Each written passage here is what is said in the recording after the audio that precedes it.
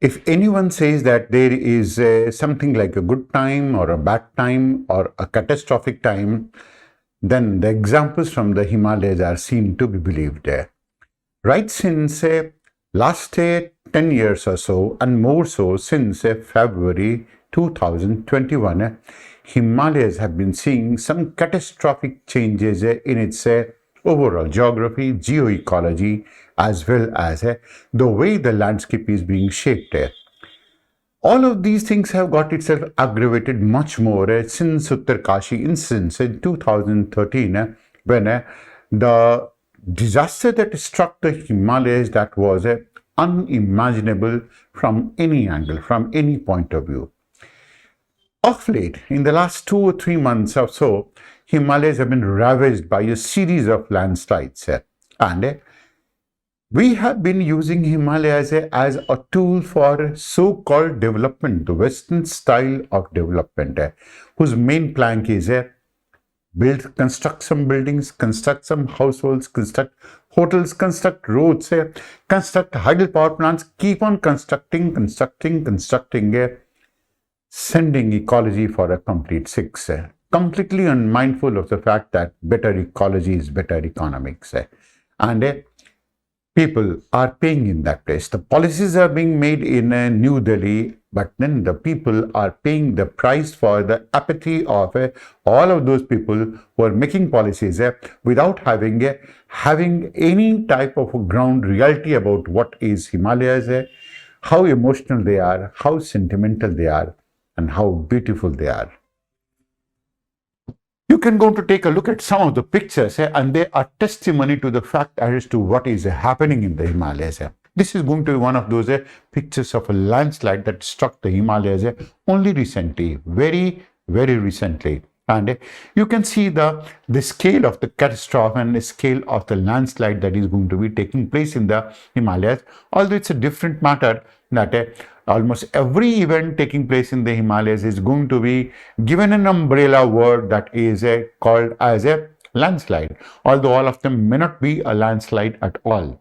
And that is a truth. That is, there are some of them that are avalanches as well, but then we have been talking about landslides, and they have been increasing in their frequency. You can go on to take a look at another one as well in this case, and that is going to be even more dangerous of sorts. That is, this is going to be another of this type of a landslide that has struck the Himalayas, and it has not been one, it has not been two, it has not been three. It has been landslide after landslide after landslide, and it has been a series of it. And what it has happened is that it has wiped out roads after road, it has wiped out national highways after national highways. It has blocked so many of these rivers, and the overall cost that has gone into managing these landslides is much more now than the overall cost of actually developing some of these type of projects.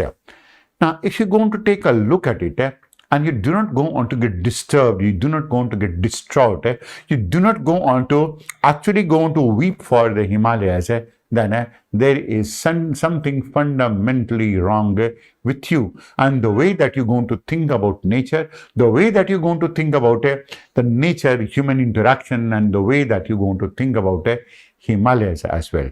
It is a real pathetic situation.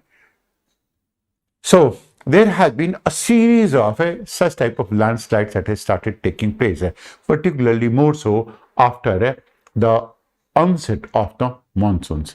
And monsoons have only aggravated the situation. So, most of the people going to find a single blame source that is going to be in the form of monsoons. And this is what all that one can go on to do in these regions. All of those people who are going to be finding an excuse in this case.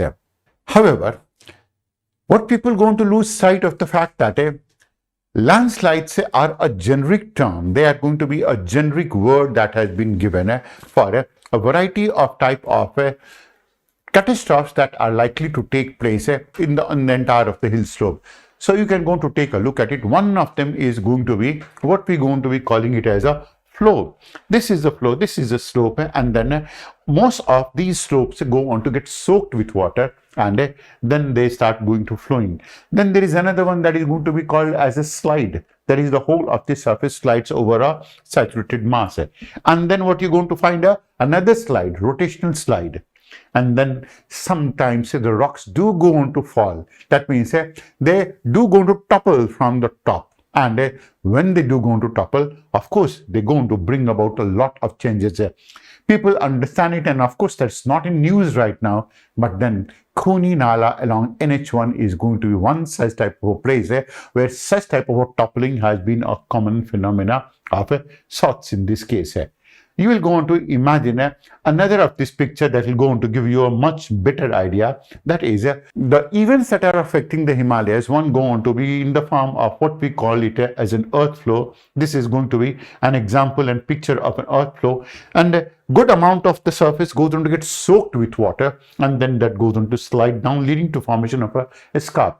What you saw was an earth flow right now, and then when you go on to take a look at it in another way, there can be series of such type of scarps that can go on to fall, that can go on to form in such a manner, because the entire of the slope comes down, caving down the slope with a lobe. That means a mud and a complete earth that starts flowing down the valley as well. And mind my words, people who go on to take a look at such type of a catastrophe, they lose control over their bladder. Good number of people who have been accustomed to be living in the mountains, the roaring sound that it goes on to emanate, and also all of those type of imaginations that can go on to conjure up in the minds of the people, that can go on to send anyone to dizzy, and it's not for weak-hearted at all, particularly those people who know where are the regions and why exactly is it that is taking place. So why exactly is it that it has become a commonplace? Forget about blaming the monsoons, which is a very common phenomena. Talk about what are all the factors that can go on to be a part of it. One of them is, as you can go on to pick up the case, that is going to be associated with the MCT. What we go on to be talking about is there is the main central thrust. And when we go on to be talking about the main central thrust, we are essentially talking about, this is a fault zone that is going to be lying in the Himalayas. All of these zones are going to be fault zones along which Himalayas are going to be very, very weak. And it is these regions along the whole of Himalayas are actually going to be really weakened of sorts in this case. And along this region, if there is going to be any amount of a seismicity that has not taken place, but imagine if it goes on to take place, then that will go on to give rise to so many type of loose rocks and rubbles, and there is only one place that they can go on to move, that is downwards. Like the morality of the people who go on to plan for these hills, that is, like these moralities that can go on to go only down, these rocks also go on to go down. The fourth is the rising glacial lakes. Now, most of these regions go on to be affected by what we go on to be talking about, the formation of the glacial lakes. Now, when these glacial lakes go to form, the mouth of the glacial lake is going to be generally blocked by good number of debris that have been brought from the top. And these debris go on to lead to formation of a temporary dam of such a natural dam, and these dams are likely to break away, likely to give way. This is a rubble that has been formed here, that is in the form of a moraine. That is, the glaciers themselves going to be taking some of these type of loads, and there are going to be good number of glacial lakes that keep on forming in the Himalayas, and they keep on getting aggravated as well. Uttarkashi 2013 was one such type of an event that took place because of the aggravation of this type of a situation caused by a glacial lake outburst flood that we're going to be calling it by GLOF. That has been the most important case here. Now, all of these factors are getting aggravated even by some of these more recent happenings and phenomena that is associated with cloud burst. Now, most of these cloud bursts are taking place because of, as we're going to say, ostensibly caused by global warming. Now, what global warming has done is it has changed a lot of pattern in the country. The changes that have taken place in the pattern of the rainfall over the whole of the country has been very, very well marked. For example, most of the rainfall over India used to be taking place through stratus clouds because the temperature used to be uniformly distributed. But then there is a change in the pattern, there is a shift in the pattern that is taking place, and most of concentration of the convective rainfalls go on to be localized. And because they are going to be localized, that leads to the formation of a huge cumulonimbus cloud with a vertical growth that is simply unimaginable. Can you imagine in the Himalayan region a 14-kilometer high cumulonimbus cloud growth? Now these clouds go on to have immense reservoir of water, and it's like whenever there is a warm air that is rising and that has been forced to rise, and in the Himalayan region there are many situations which can go on to force them to rise, and this is what is happening. One of them is along the slopes the air has to rise. That is the only way that the air can go on to move is going to be moving forward and upward. That's the only way that the air can go on to rise. That's one. Second is if God forbid this happens, if that is going to be associated with any type of a condition of a jet stream, and the jet streams are hovering over it, there is the winds that are coming from the western European region. They are very high velocity winds moving at 240 kilometers per hour, and what these winds are going to do is that they're going to suck the air from beneath. Now imagine these are monsoon-laden winds. These are moisture-laden winds of the monsoon. They consist of very high moisture. Then they go on to get more moisture from Terai. Then they go on to rise along the slope of the Himalayas. Then they go on to go for convective instability. And then they are going to be sucked. Now, what else you require for a cloudburst not to take place? All the conditions are going to be ripe in this case for the formation of a very intense amount of a rainfall in a small amount of a time. And these cloudbursts, when they're going to take place with enormous amount of a downpouring, that is, the downpouring is going to be equivalent to something like the amount of rainfall that may have taken place in 7 days of time, it pours in just 15 minutes. Now imagine this spectacle of the rainfall, but that is for the nature lovers. For all of those people who are going to be there, it's not a spectacle at all. It is a catastrophe. It is a disaster, because they have moved in those type of places. They live in those type of places where they should not be living at all. But then this is what they have done. That is the type of a sin that they have committed in this case. And this is aggravated even more by the deforestation that has taken place on the hill slopes. And when we are going to be talking about the deforestation taking place on the hill slope, imagine if the rainfall is moving along the hill slope, what it will go to do? It will go to pick up speed, and as it picks up speed, it also goes into picks up boulders. It also picks up a good amount of debris along its way, and all of these debris go on to get charged, and the river velocity is high enough in this case to dislodge even biggest boulders from the region. That is number one.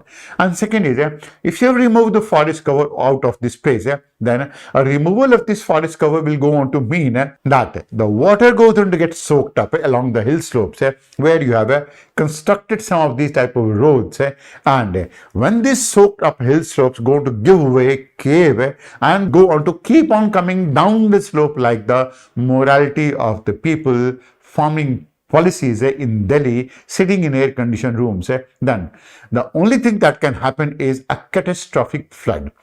With a flood, there is a domino effect. That means a flood is being caused because of a landslide, and flood will in itself go on to cause even more amount of a landslide in this case.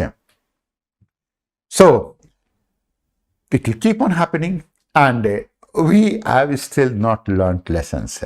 If that is going to be not enough, can you imagine we have kept on building hydropower plants against all the type of recommendations of people who have voiced concerned against construction of such type of hydropower plants, construction of such type of an urban area, and you can go on to take a look at the pathetic situation here. One pathetic situation that is going to be behind me that you're going to take a look at it. when people go on to be constructing such type of housing all along the slope, can you imagine the amount of weight they're going to put on the slopes? And if they're going to put so much amount of weight along the slopes, what can happen? What can happen? The only thing that can happen is the slopes will fail. And if the slopes will fail, these people have only one country to blame, that is their own country. They will have only monsoons to blame because that is the only one that they can go to blame. And if they go on to have another choice, then they will go on to blame the Prime Minister for this purpose because it has been his deeds or his misdeeds of sorts. This is what has been a common phenomenon, a common pattern. And when you are constructing such type of hydropower plants like the one that you are constructing in the Himalayas, can you imagine the amount of a blasting that you have to go through?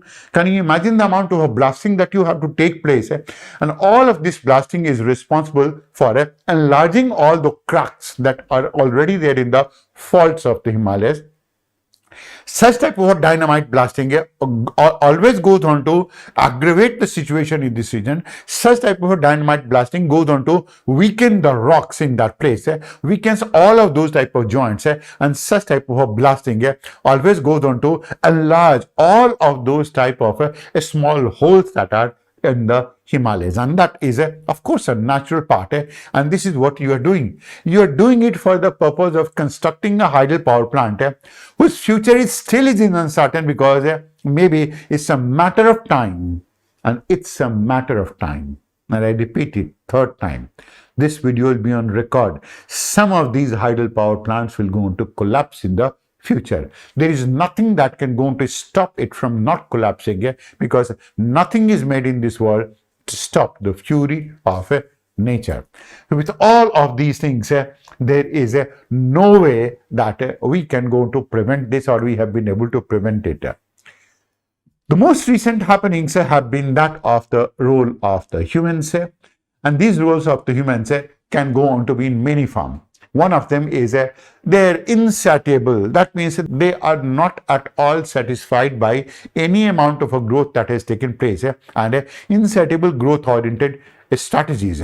So what they're going to do? Dynamite blasting for the purpose of enlarging the roads, widening the roads, as is happening in the Char Dham. That is what is happening in this case.